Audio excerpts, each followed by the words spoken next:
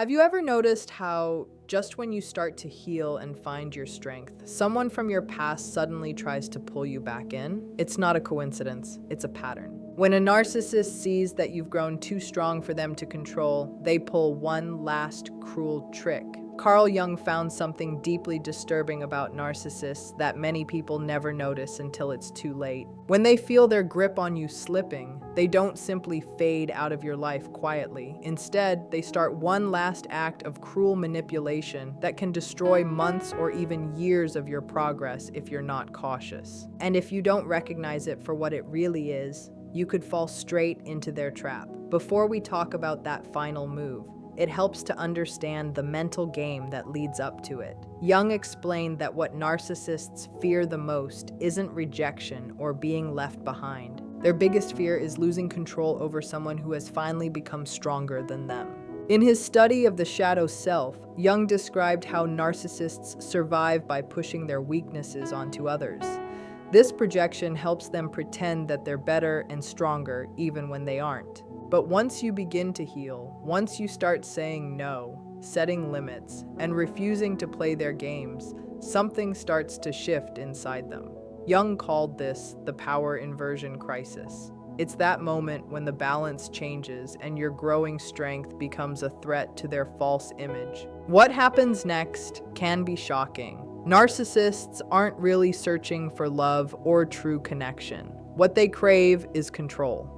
They feed on energy, attention, admiration, and your emotional reactions. Jung once said, "These people live from an inflated ego, a state where they must constantly prove they are in charge, because facing their own emptiness feels unbearable." When you were unsure, insecure, and eager to please, you were exactly what they wanted. You were their supply, the source of energy, validation, and attention that kept them alive emotionally. But when you stop seeking their approval and begin trusting yourself, you become a threat to their illusion. You no longer play the role they wrote for you. That's when they bring out the psychological weapon Jung warned about, what he described as projection warfare. When they sense that they are losing power, they don't just gaslight you or act like victims anymore. They strike deeper. They go after your growth. They try to twist your progress into something ugly. Jung explained that this stage is a direct attack on your individuation, the process of becoming your real self. At first, they attacked your flaws. Now, they go after your strengths. They'll say things like, "You've changed," and not in a kind way. "You used to be so caring, now you're selfish. Your success has made you arrogant. You think you're better than everyone else now." But here's the part Jung found most unsettling. These insults aren't random. They are carefully aimed at the very things you've worked hardest to heal. If you've learned to set healthy limits, they'll say you're cold. If you've found your voice, they'll call you rude. If you've grown confident, they'll claim you've become full of yourself. Jung named this tactic strength shaming, a way to make you question the same qualities that set you free. And when this doesn't break you, they reach for something even more sneaky. Jung found that when strength shaming fails, narcissists turn to what he called nostalgic manipulation. This is when they begin to idealize the old version of you, the one who was easier for them to manage. They'll say things like, "Remember how fun you used to be? You were happier before all that self-help stuff. I miss the person you used to be. We were great together before you changed." Jung said this kind of talk is like psychological time travel. They try to drag you back to the past, to a time when they had control. They don't actually miss the real you. They miss the version of you that was easy to control. And if you're not careful, you might start missing that version too, forgetting how much pain it once caused you. But even that isn't their final card. Jung found that when both strength shaming and nostalgia don't get them what they want, narcissists use their most dangerous weapon, manufactured vulnerability. This is the last and dirtiest trick Jung warned about, and it's the hardest one to recognize. Narcissists are experts at sensing what stirs your empathy. They know exactly which kind of story or pain will make you let your guard down. Just when you've found peace and calm, they suddenly break down. Out of nowhere, there's a crisis. Maybe a health scare, money problems, a family issue, or an emotional breakdown. Something timed perfectly to make you feel guilty for stepping back. And Jung said, this is never random, it's carefully planned. He found that narcissists keep mental records of what moves you, what makes you feel pity, guilt, or duty. They use that knowledge as a weapon, twisting your kindness until it works against you. Sometimes the scariest part is that they'll even create the crisis themselves. Jung noticed that many narcissists will actually mess up parts of their own life, their work, their health, or their relationships, just to pull you back in. They want to prove that no matter how strong you've become, they can still make you care, still make you bend your limits for them. Here's where it turns even darker. Jung said they don't just want your help, they want your strength. They want you to give up the very power that made you grow, just to save them. They'll say things like, I know you don't usually lend money, but this is different. Or, I know you need space, but please, I really need you right now. You're all I have left. Please, just this once. Each just this once is meant to slowly eat away at your healing.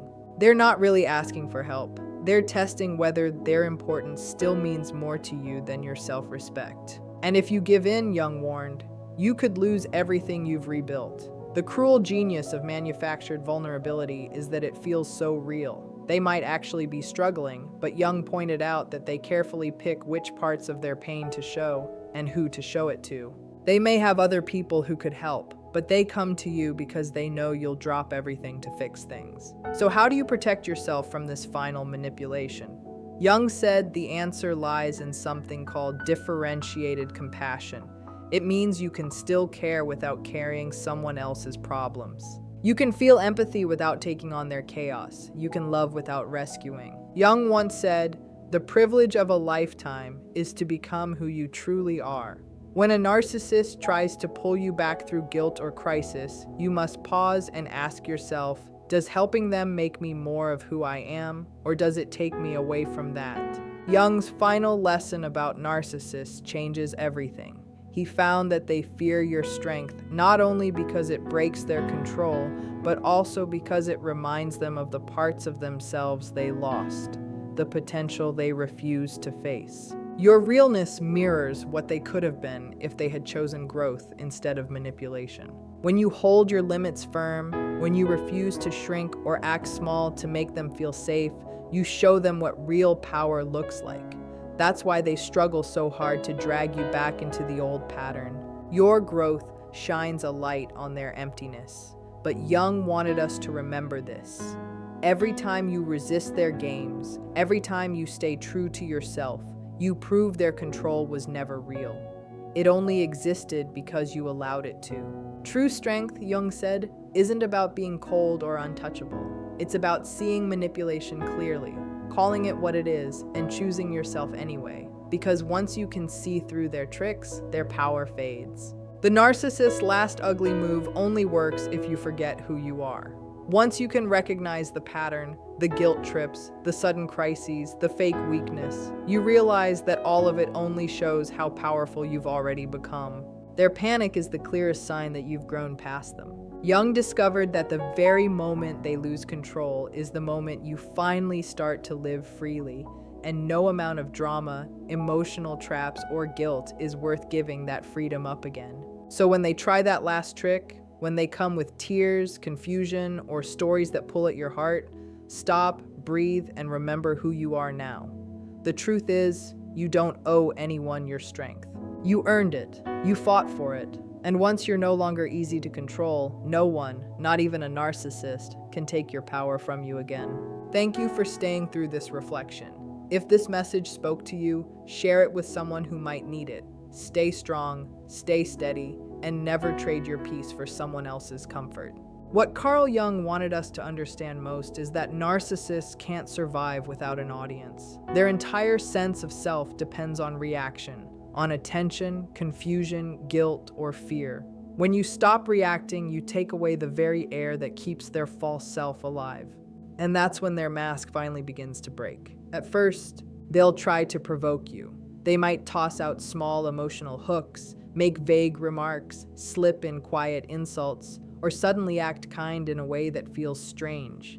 These moments aren't random at all. They're tests. Jung explained that the narcissist's shadow self is always searching for proof that it still has power over your emotions. If you take the bait even once, they feel like they've won. But if you stay calm and distant, they start to panic. That panic is what fuels their last phase of manipulation. When their usual tricks stop working, when guilt, charm, and fake crises all fail, they turn to what Jung called psychic contamination. This is when they begin to plant doubt, confusion, and fear inside your mind, trying to make you question your own reality again. They may say things like, "Everyone thinks you've changed. People say you're not the same anymore. I barely recognize you now." These words are not meant to tell the truth. They're designed to make you feel alone and uncertain. Jung said that when narcissists get desperate, they try to drag others into their mental fog, making you question your growth and crave their approval once more. It's not about love at all. It's all about control. The more you heal, the clearer this becomes. You start to realize that the narcissist never wanted a real partnership. They wanted ownership. Every argument was a show. Every apology was a tactic. Every moment of affection was a transaction meant to keep you tied to them. Jung explained that this pattern comes from the narcissist's deep fear of facing their own inner darkness. To face their emptiness would mean admitting that their entire sense of identity is a lie. That's why they throw their darkness onto others. It's easier to call you selfish than admit that they are. It's easier to call you cold than to face their lack of empathy. Projection becomes their way of surviving. But once you truly see what's happening, you can't unsee it. Jung said awareness is the first real act of freedom. The instant you realize their words are only mirrors of their own chaos, you stop taking their poison in. You start to see that the things they accuse you of are actually the things they can't face in themselves. And that's where your real power starts. The narcissist has no idea what to do with someone who doesn't react anymore. When you stop defending yourself, stop explaining, and stop trying to fix their opinions, you shatter the old pattern. Your silence becomes your armor. Your peace becomes your shield. Jung said that in every relationship, there comes a point when silence speaks louder than any words. For the narcissist, that silence is torture. It's the mirror they can't bear to face. Without your reaction, they are forced to sit with who they really are, and that truth terrifies them. At this stage, you'll see them drifting in and out of your life, warm and needy one day, cold and distant the next. This push and pull is just another form of control. Jung called it the fluctuation of the false self. They keep switching masks, hoping one of them will draw you back in, but you've already changed. Through healing, you've learned to see manipulation not as a sign of your weakness, but as proof of their fear. Their chaos no longer feels like your responsibility. It feels like what it truly is, their unfinished work. Jung explained that the real human path is about integration, bringing light and shadow together into balance. Narcissists, though, refuse that process. They split themselves into two halves, the perfect image they show to the world and the hidden darkness they dump on others. When you stop carrying their shadow for them, they're forced to face it themselves.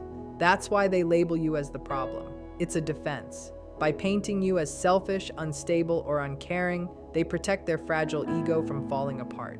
Jung said this projection isn't personal, it's a way of psychological self-protection. Still, knowing that doesn't make it easy. Their words can still sting. You might still wonder if you did something wrong. But as time goes on, you'll start to notice the pattern. Every time you become stronger, they find a new way to make you doubt yourself. Every time you rise, they try to pull you down again with guilt, shame, or confusion. That's when you must remind yourself. Growth always threatens those who refuse to grow. Your strength shines light on everything they've tried to keep hidden. And while that light may scare them, it's the very thing that sets you free. Jung said, "Until you make the unconscious conscious, it will direct your life and you will call it fate." The narcissist lives completely inside that unconscious shadow. letting it rule their thoughts, their choices, and every relationship they touch. But you've started waking up. You've begun to see the pattern, and once you see it clearly, it loses all its power. The final act of freedom is emotional detachment. It doesn't mean you stop caring, it means you stop absorbing. You can look at them, understand their pain, and yet not take it in as your own. You can see their manipulation and feel no urge to explain or defend. You become what Jung described as the integrated self, complete, steady, and anchored in truth. Once you reach this state, their tricks no longer touch you. Their chaos fades into background noise. Their crises no longer feel like emergencies you must fix. And most importantly, their approval no longer defines who you are. That's the point when the narcissist world starts to collapse. Without your reactions, without your emotional energy, they're left alone with their emptiness. They might move on, searching for someone else to feed their false identity. But you'll know something they don't. That emptiness can only be healed by facing it, not by controlling others. And in that understanding, you realize that all the pain, confusion, and heartbreak you went through had meaning. It brought you home to yourself. Jung said that healing isn't about becoming invincible, it's about becoming real. You no longer need to prove anything or perform for anyone or try to please. You simply exist as your genuine self. That's the kind of life they'll never understand, a life built on truth, not illusion. So when you look back at all that you've survived, remember this. The fact that you can see the pattern now means you've already won. You've done what the narcissist never could. You've faced your shadow, accepted your truth, and chosen freedom instead of control. And once you do that, there's no going back.